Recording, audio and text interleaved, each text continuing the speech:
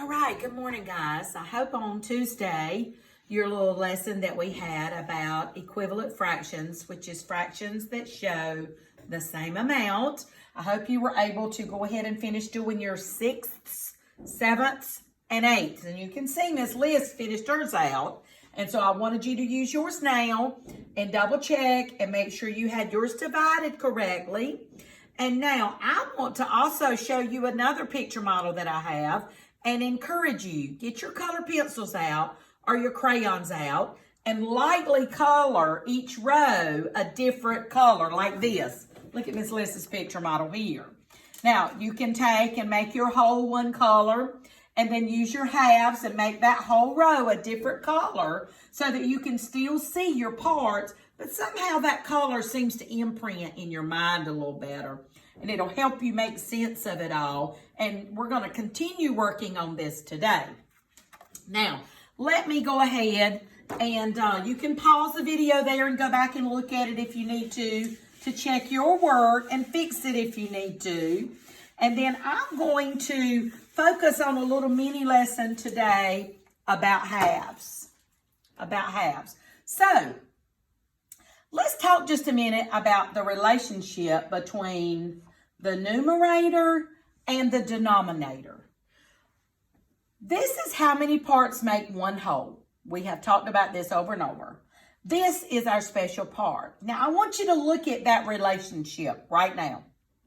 If you know your multiplication and division facts, Miss Lisa shared this with you last week, you can make sense of this because you know that 1 is half of 2.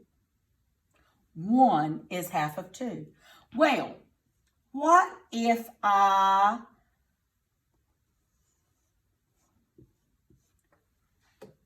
do 2/4 now? 2 is half of 4.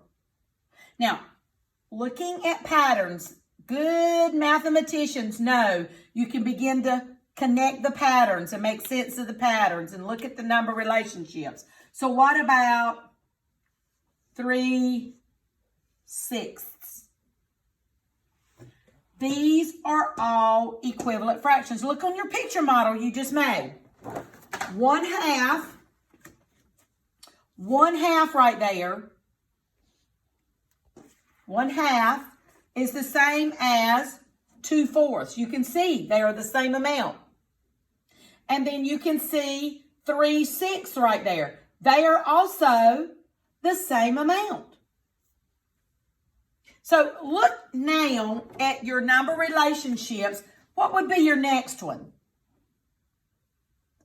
If we were continuing this pattern, what would be your next one? Look at your picture model if you need to.